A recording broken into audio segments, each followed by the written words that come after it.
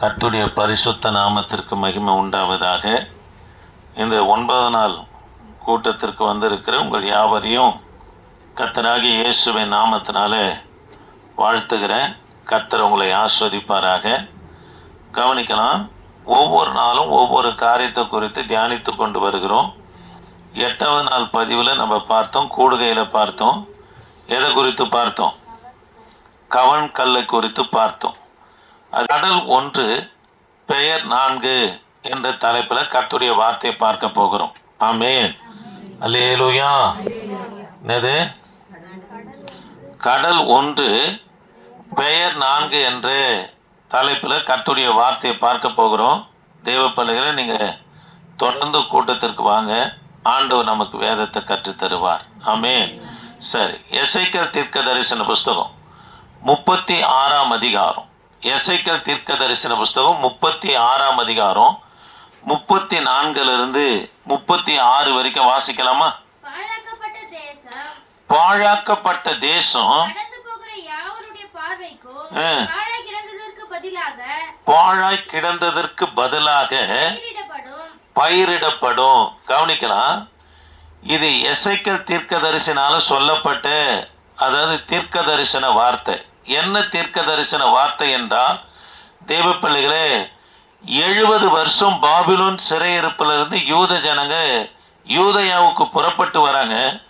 அவங்க நடந்து வந்து பார்க்கும்போது நேபுகாத் நேச்சரால அழிக்கப்பட்ட பாபிலோன் தேசம் இவங்களுடைய பார்வையில் எப்படி காட்சி அளித்தது என்று சொன்னால், பாழாய் கிடந்தது. அதாவது வாழ்வாதாரமே இல்லாமல், குடியிருப்பே இல்லாமல், வீடு தேவாலயம் எல்லாம் இடித்து தீக்கரையாக்கப்பட்டு பாபிலோன் சிறையிருப்பிலிருந்து வந்ததான நடந்து வந்த ஜனங்களுக்கு பாபிலோன் தேசம் எப்படி காணப்பட்டதுன்னா, பாழாய் நிலமாய் காணப்பட்டது.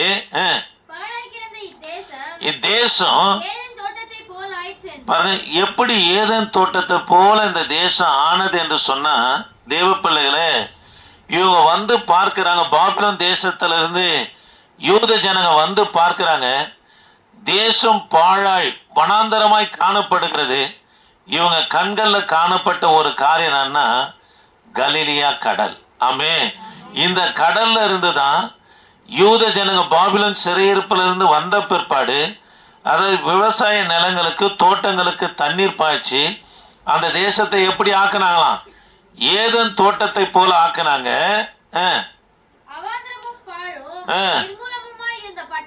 பட்டணங்கள் பாருங்க, நல்ல அரணிப்பான, அதாவது மாடி மாளிகை போல ஆக்குவதற்கு எது காரணமாய் காணப்பட்டதுன்னா, இந்த கலிலியா கடல் தான் காணப்பட்டது. சொல்வார்கள், கர்த்தராகிய நான் நிர்மூல மாணவிகளை கட்டுகிறேன் என்றும் பாழானதை பயிர்நிலம் ஆக்குகிறேன் என்றும் பாருங்க, உங்களை சுற்றிலும் இருக்கிற புறஜாதியான ஜனங்கள் அறிந்து கொள்வார்கள் என்று எசேக்கியேல் தீர்க்கதரிசி மூலியமாக தீர்க்க தரிசனமாய் சொல்லப்படுகிற வார்த்தை. தேவ பிள்ளைகளே, 70 வருஷம் பாபிலோன் சிறையிருப்பில் இருந்து நடந்து வராங்க. எருசலேம் யூதயாவை பார்க்கிறாங்க, பாழாய் காணப்படுகிறது. குடியிருப்புக்கு ஏற்ற இடம் இல்லாம அது பாழும், அதாவது வனாந்தரமாய் காணப்படுகிறது. பார்க்கிறாங்க, கலிலியா கடல் இருக்குது மத்தியில். இந்த தண்ணீரை எடுத்து தான், அதாவது விவசாய நிலங்களுக்கு நீர் பாய்ச்சி அதை ஏதேன் தோட்டத்தை போல மாற்றாங்க. இந்த தண்ணீரில் இருந்து தான் பாருங்க அரணான பட்டணங்களை என்ன பண்ணாங்க, உருவாக்குறாங்க. அது மாத்திரம் இல்லை, இந்த தண்ணீரில் இருக்கிற மீன் பார்த்தீங்கன்னா ரொம்ப சுவையாய் காணப்படும். இங்க இருந்து மீனை பிடித்து பாருங்க அக்கம் பக்கத்தில் இருக்கிற இடங்களுக்கு விற்பனை செய்தாங்க.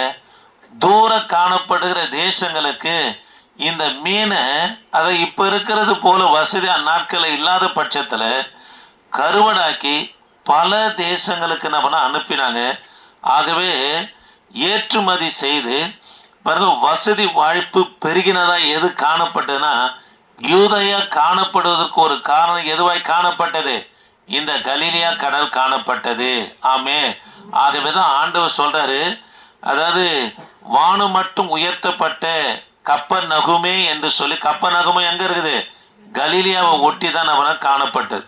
அந்த அளவுக்கு வசதியும் வாழ்ப்பும் ஏதேன் தோட்டம் போலவும் பிற்பாடு அரணிப்பான, அதாவது பட்டணம் போலும் காணப்படுவதற்கு எது காரணமாய் காணப்பட்டதுன்னா இந்த கலிலியா கடல் நம்ம காணப்பட்டது. அது மாத்திரம் இல்லைங்க, இந்த தண்ணீரை சுத்திகரித்து தான் குடி தண்ணீராகவும் யூதயா மக்கள் பயன்படுத்தினாங்க. சரி, இது கடல் கடல் என்று வேதத்தில் சொல்லப்பட்டாலும் கூட தேவ பிள்ளைகளே, இது ஏரி. கவனிக்கலாம், இதற்கு எங்க இருந்து இந்த கடலுக்கு தண்ணீர் வரும் என்று சொல்லிட்டு இது என்ன ஏரி என்று நான் பிற்பாடு சொல்றேன். கவனிக்கலாம். எர்மோன் மலையின் அடிவாரத்திலிருந்து தோன்றுகிற நீரூற்றானது எங்க கலக்கன்னா யோர்தான் நதியில கலக்கும். யோசுவாவின் புத்தகம் 11ஆம் அதிகாரம், யோசுவாவின் புத்தகம் 11ஆம் அதிகாரம் 5ஆம் வசனம் 7ஆம் வசனத்தை கொஞ்சம் எடுத்துக்கலாம். திரும்ப சொல்றேன், எல்லாரும் கவனிங்க. இது வேதத்துல கடல் என்று சொல்லப்பட்டாலும் கூட இதனுடைய பரப்பளவே கடலை போல நீளமா இல்ல, இது ஏரி தான். ஆமே.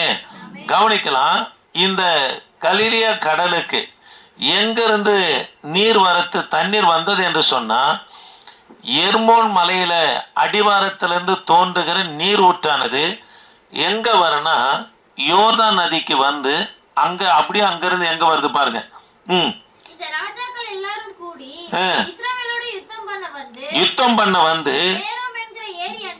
பாருங்க, யோரோம் என்கின்ற ஏரி அண்டையிலே. போதும், கவனிக்கலாம். மேரோம் மேரோம் என்கின்ற ஏரி அண்டையிலே என்று சொல்லி பார்க்கிறோம். தேவ பிள்ளைகளே, எர்மோன் மலை அடிவாரத்திலிருந்து நீரூற்று தோன்றி யோர்தான் நதிக்கு அப்படியே மோரோம் என்கின்ற ஏரி வழியாக மேரோம் ஏரி வழியாக கலிலியா கடல் என்னவனா கலந்தது. ஆமே. வேதத்துல இது கடல் என்று அழைக்கப்பட்டாலும் கூட இது சரித்திர குறிப்பு என்ன சொல்லப்படுதுன்னா ஏரி என்று தான் சொல்லப்படுகிறது. காரணம் என்னன்னா, வெறும் பாருங்க 20 மைல் நீளம் உள்ளதும் 11 மைல் அகலம் உள்ள உடைய பெரிய நீர்ப்பரப்பு தான் இந்த கடல். ஆமே. தேவ பிள்ளைகளை திரும்ப சொல்றேன், கவனிங்க. கடல் பார்த்தீங்கன்னா நல்ல நீளமா இருக்கும். ஆனா இது அப்படி இல்லை. எப்படி காணப்படும்னா இதோடைய அதாவது பரப்பளவு பாருங்க வெறும் 20 கிலோமீட்டர் நீளமும் 11 கிலோமீட்டர் அகலமும் உடைய பெரிய நீர்ப்பரப்பு தான் இந்த கடலாக காணப்பட்டது. இதுக்கு எப்படி 4 பெயர் வந்தது என்று சொல்லி உங்களுக்கு சொல்றேன். தலைப்பு என்னன்னு பார்க்கிறோம். கடல் 1, பெயர் 4 என்று சொல்லி பார்த்து கொண்டு வருகிறோம். முதல் பெயர் என்னாகமும் 14ஆம் அதிகாரம், என்னாகமும் மன்னிக்கணும் 34ஆம் அதிகாரம், என்னாகமும் 34ஆம் அதிகாரம் 11ஆம் வசனம். ஒரே ஒரு வசனத்தை மட்டும் வாசிக்கலாம், நான் வசனத்தை சொல்லிக்கின்னு போறேன். என்னாகமும் 34ஆம் அதிகாரம் 11ஆம் வசனம், யோசுவாவின் புத்தகம் 13ஆம் அதிகாரம் 27ஆம் வசனம், உபாகமும் 3ஆம் அதிகாரம் 17ஆம் வசனம். சரி, என்னாகமும் 34ஆம் அதிகாரம் 11ஆம் வசனத்தை வாசிக்கலாமா?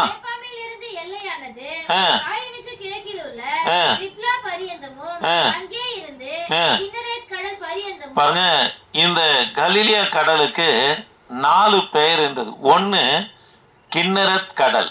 எதுக்காக இதுக்கு கிண்ணரத் கடல் என்ற பெயர் வந்ததுன்னா, நீங்க சங்கீதம் 12ஆம் சங்கீதத்தை வாசித்து பார்ப்பீங்கன்னா தலைப்பு கிண்ணரத் என்ன ராகத்தில் பாடப்பட்ட சங்கீதம், தாவீதின் சங்கீதம் என்று சொல்லி வாசிக்கிறோம். இந்த கடலை மேல இருந்து பார்த்தா கிண்ணரத் இசை வடிவை போல எது காணப்பட்டதுன்னா இந்த கடல் காணப்பட்டது. ஆகவே இந்த கடலுக்கு என்ன பெயர் வந்தது? கிண்ணரத் கடல் என்று பெயர் வந்தது. திரும்ப சொல்றேன், தயவுசெய்து நல்லா கவனிங்க. மேல இருந்து பார்த்தா, மலையின் உச்சியில இருந்து மேல இருந்து பார்த்தா இந்த கடல் என்ன வடிவில் காணப்பட்டனா கிண்ணரத் என்கின்ற இசைக்கரு வடிவில் காணப்பட்ட நிமித்தமா இந்த கடலுக்கு என்ன பெயர் வருகிறது? கிண்ணரத் கடல் என்று பெயர் வந்தது. இரண்டாவதாக தேவ பிள்ளைகளே, மத்தேயு சுவிசேஷ புத்தகம், மத்தேயு சுவிசேஷ புத்தகம் 14ஆம் அதிகாரம் 34ஆம் வசனம். இந்த ஒரு வசனத்தை வாசித்தா போதும். 14ஆம் அதிகாரம் 34, மார்க்கு 6:53, லூக்கா சுவிசேஷ புத்தகம் 5:1. மத்தேயு 14:34 வாசிக்கலாமா? கடலை கடந்து பாருங்க, வாசிக்கமா, பேசாதீங்க. கடலை கடந்து கெனசரேத் நாட்டை சேர்ந்தாங்க.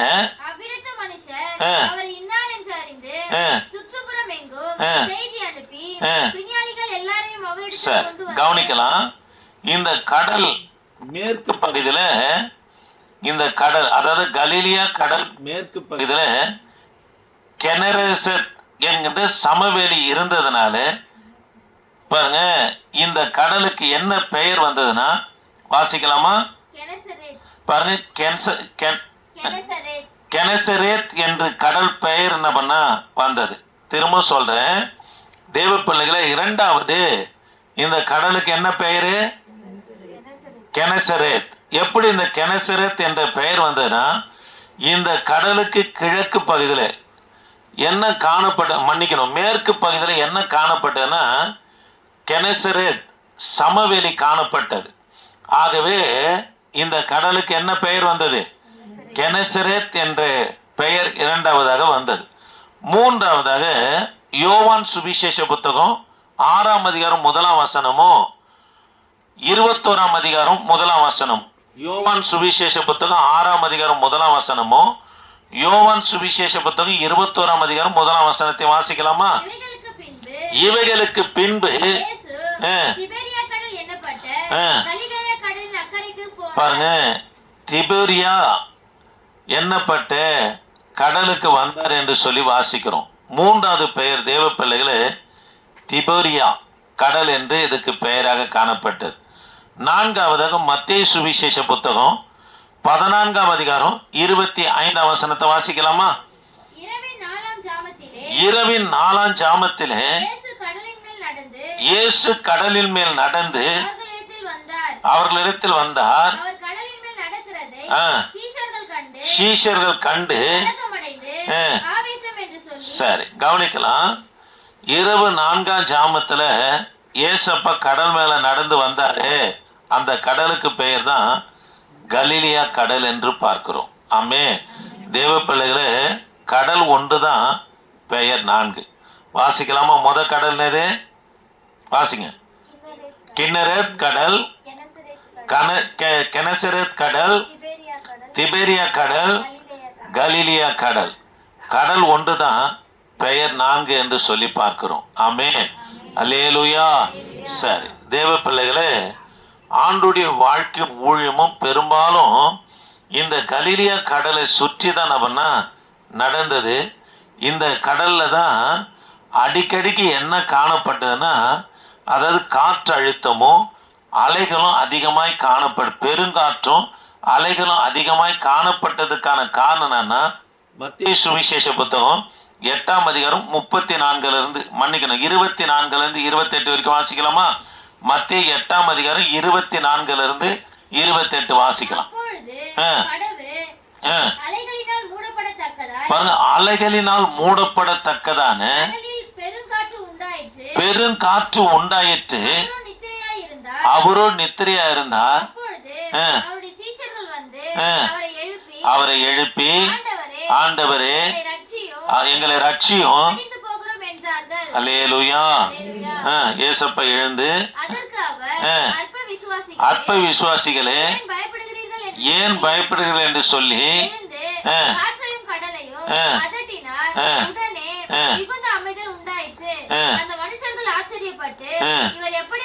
சரி போதும். இவர் எப்படிப்பட்டவரோ இவருக்கு காற்றும் கடல் என்ன பண்ணான் கீழ்ப்படுகிறது என்று சொல்லி சீஷர்கள் இந்த இடத்துல சொல்லுகிறத பார்க்கிறோம். தேவ பிள்ளைகளே, ஏரிய போல இருந்தாலும் காற்றும் அலைகளும் அதிகமாய் வந்ததுக்கான காரணம் என்னன்னா, இந்த கடலை சுற்றிலும் எது காணப்பட்டுன்னா மலை தொடர்ச்சி நபனா காணப்பட்டது. மலை என்றது வேற, மலை தொடர்ச்சி என்பது வேற. மலை என்பது ஒன்று குறிக்கும். மலை தொடர்ச்சி பார்த்தீங்கன்னா தொடர்ந்து மலைகளாகவே சுற்றி காணப்படும். இதுக்கு பேர் தான் மலை தொடர்ச்சி என்று சொல்லப்படும். அப்போ கலிலியாவை சுற்றிலும் மலை தொடர்ச்சி அதிகமாய் காணப்பட்டபடினாலே இங்கிருந்து காற்று அழுத்தம் அதிகமாய் உண்டாகி இந்த கடலை வருடி கொண்டு போறதுனால இந்த இடத்துல அதிகமான அதாவது அலைகளும் பாருங்க கடல் சீற்றமனம்னா உண்டானது. ஆமே, புரியுதுங்களா சொல்றது? அல்லேலூயா. கவனிக்கலாம். இதை சுற்றிலும் என்ன காணப்பட்டது? மலை தொடர்ச்சி. மலை இல்லை, மலை தொடர்ச்சி காணப்பட்டபடினால இங்க அதாவது காற்று அழுத்தம் அதிகமாக பலத்த காற்று அழுத்தம் உண்டாங்கிறதுனால இந்த கடல்ல இந்த காற்று நம்மனா வருடி போகிறதுனால இங்க கடல் கொந்தளிப்பும் காற்று சீற்றமும் பல சமயங்களில் பயங்கரமான காணப்படும். எப்படி காணப்படும்? பயங்கரமா காணப்படும். ஆகவேதான் சீஷருங்க சொல்றாங்க, ஆண்டவரே நாங்க மடிந்து போகிறோமே, உமக்கு கவலை இல்லையா என்று சொல்லி ஏசப்பாவனை எழுப்புறாங்க. கர்த்தரை எழுப்பி அற்ப விசுவாசியே என்று கடிந்து கொண்டு காற்றையும் கடலையும் அதட்டாரு. உடனே அமைதல் உண்டாகிறது. சொல்றாங்க, இவர் எப்படிப்பட்டவரோ இவருக்கு காற்றும் கடல் என்ன பண்றான்? கீழ்ப்படுகிறது. அல்லேலூயா. தேவ பிள்ளைகளே, ஆண்டவர் எப்பேற்பட்டவனா? அதிசயமானவர். ஆமாங்க, நம்முடைய ஆண்டவர் அதிசயமானவர். இவருக்கு காற்றும் கடலும் கீழ்ப்படிதுங்க. அதனால்தான் சீஷருங்க பார்க்குறாங்க, மடிந்து போடுவோம்னு நினைச்சோம். ஆனால் இவரோ எப்படிப்பட்டவரே தெரில. ஒரு வார்த்தை, ஒரு அதட்டு நிமித்தமா கடலும் காற்றுனப்பனா கீழ்